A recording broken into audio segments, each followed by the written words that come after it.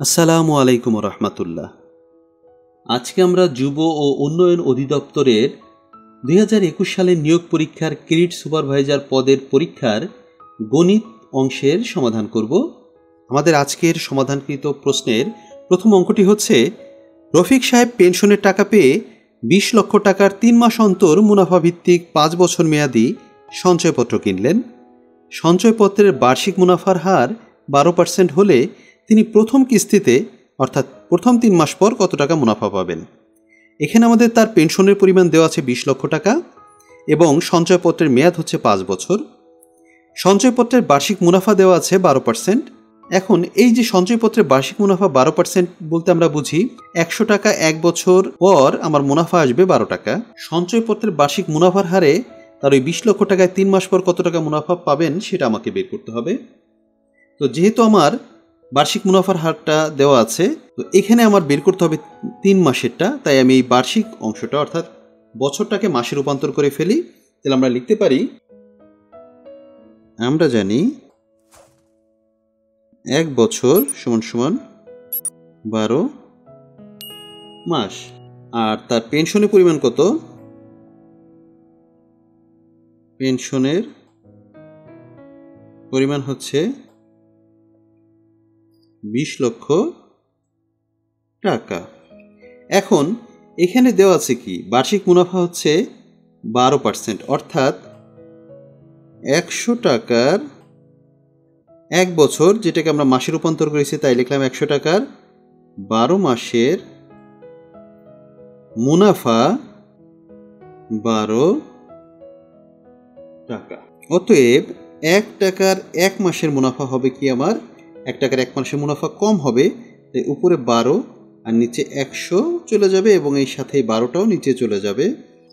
এখন তার পেনশনের পরিমাণ কত? 20 লক্ষ টাকা। তাহলে 20 লক্ষ টাকার 3 মাসের মুনাফা কি হবে? বেশি হবে।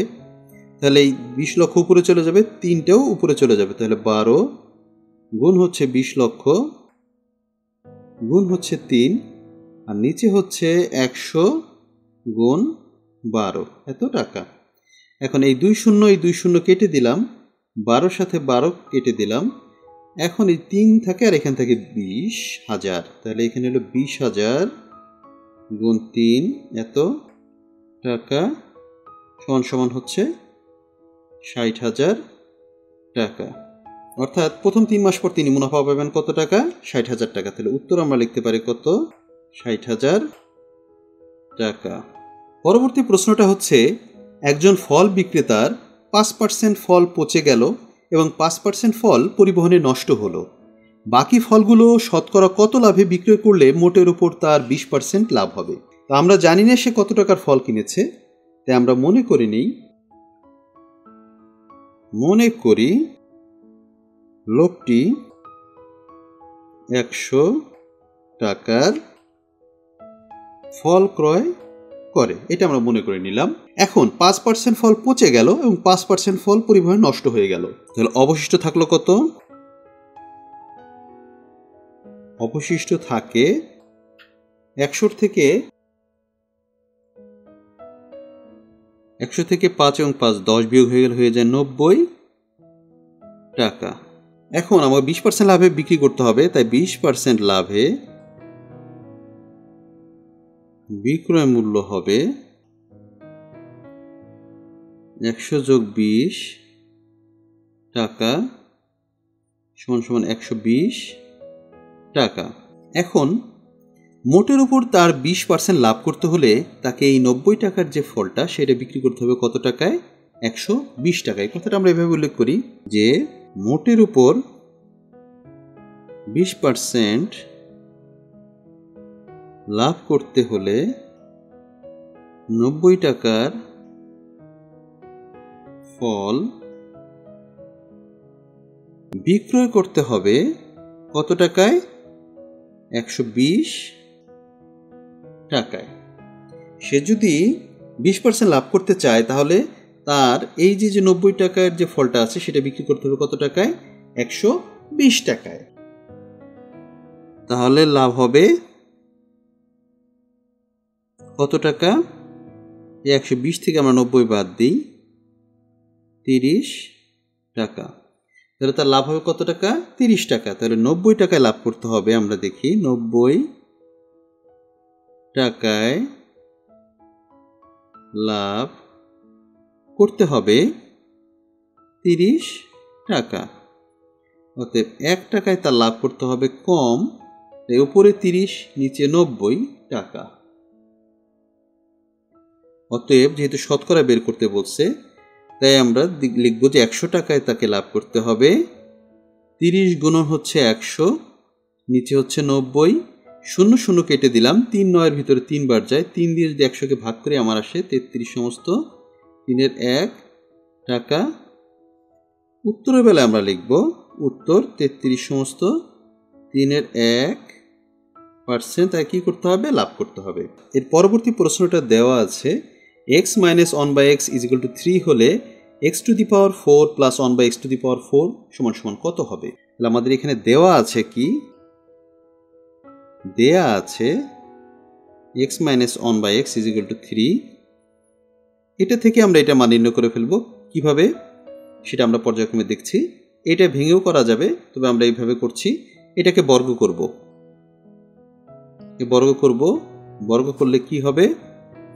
a minus b হোল স্কয়ারের সূত্র পড়লো। a minus b whole square সূত্র হচ্ছে a স্কয়ার অর্থাৎ x স্কয়ার minus 2ab অর্থাৎ 2 into x into 1/x plus b square অর্থাৎ 1/x তার উপর স্কয়ার। 3 স্কয়ার মানে হচ্ছে 9, x x কেটে গেল, x স্কয়ার minus 2 এর সাথে 1 গুণ হলে 2 into 1 is equal to 2, 1/x square আছে থাকলো 9 এর 9, 2 এর পাশে নিয়ে গেলাম, তাহলে কি হয়ে যাবে?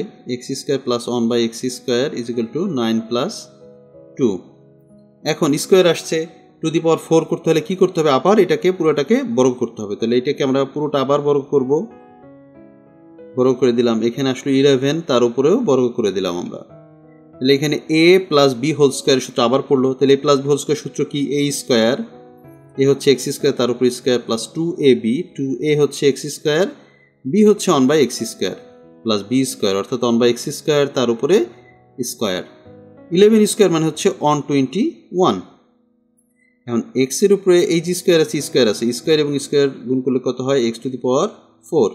এই x স্কয়ার আছে, উপরে x স্কয়ার আছে, নিচে কাটাকাটি হয়ে গেল, 2 এর সাথে 1 গুণ হলে কত হয়? 2 into 1 is equal to 2 plus 1 এর উপর স্কয়ার মানে হচ্ছে 1, x স্কয়ার উপর স্কয়ার মানে x to the power 4 is equal to 121। x to the power 4 plus 1/x to the power 4, এই 2 ওই পাশে নিয়ে যাব আমরা। তাহলে 121 মাইনাস হচ্ছে 2, তাহলে কি আসলো? x to the power 4 plus 1/x to the power 4 is equal to হচ্ছে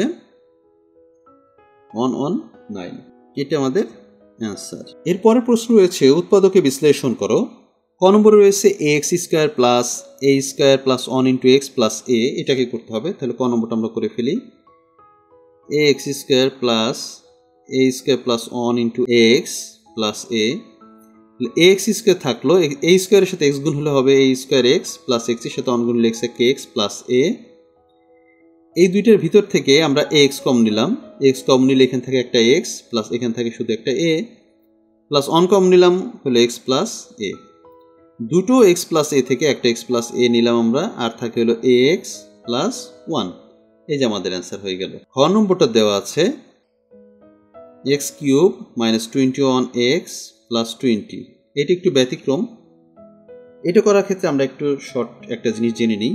এখানে যেই অংশটা দেওয়া আছে x square minus 21x plus 20, আমরা এখানে একটু রাফ করে ফেলি। সেটা হচ্ছে এরকম, x cube minus 21x plus 20, এটাকে আমরা ফাংশন অফ x ধরে নিলাম।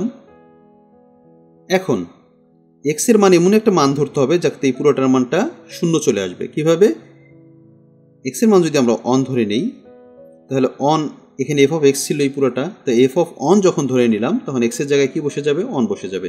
1 বসিয়ে দিলে হয় 1 cube minus 21 into 1 plus 20, 1 minus 21 একে 21 প্লাস 20, তো এখানে প্লাস 20 এখানে প্লাস 1 হয়ে গেল 21 মাইনাস এখানে হলো 21, তাহলে 21 প্লাস 21 মাইনাস বাদ হয়ে গেলে শূন্য থাকে, তাহলে আমাদের এটা শূন্য হয়ে গেল।